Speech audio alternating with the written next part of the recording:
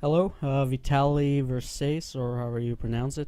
The reason why people are leaving negative critics towards you and your movie is not only because it's way too soon to filmatize what happened on Utøya, but because the work you produced so far is way too unprofessional to be considered a movie.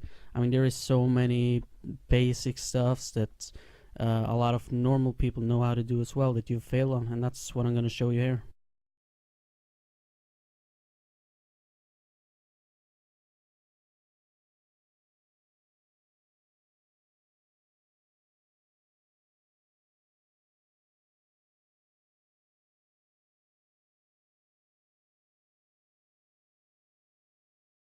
Now, not only does it look really unrealistic and bad down, but look here.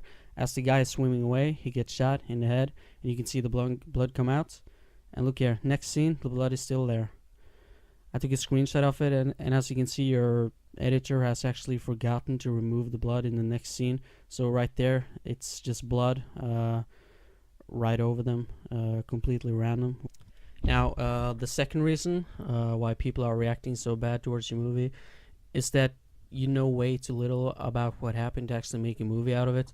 Whenever people filmatize real happenings, they always do a lot of research, not only reading information online, but also visiting the place, hearing people's stories, and getting more insight about what actually happened down there. And you've done none of this. Your mistakes begins even before we watch the trailer. Utøya means out island in Norwegian, which basically means that your movie is titled Out Island Island. So you screwed up the title, and you also seem to not know the story behind what happened. Look here. Guys, I'm in Hollywood, in the United States. I don't care what's going on in your department should be everybody fired because it took you 72 hours to get to that island.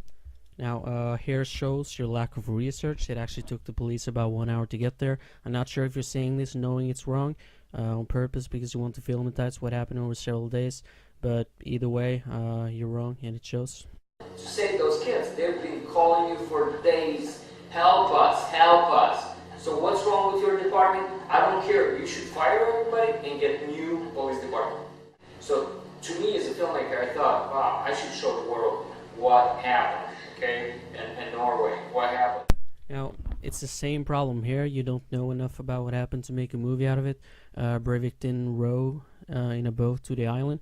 I understand that people change situations in movies to make it more enjoyable to watch for the audience, but why would you film him rowing to the island when in reality he was escorted by a man in a motorboat? You say you want to tell the world what happened and share the story, but you're misleading them by false happenings that really shouldn't be there. Listen, this is a filmmaking, okay? There was September 11 down, there was Titanic down, people died everywhere. It's things that happen, and filmmakers, they just make them to show to the people. Now, you said that it's never too early to filmatize horrible happenings and concluded with Titanic in World Trade Center. Titanic was made 9 years after it happened. About everyone involved in that tragedy was dead when the movie was released, and World Trade Center was made 5 years later, I believe.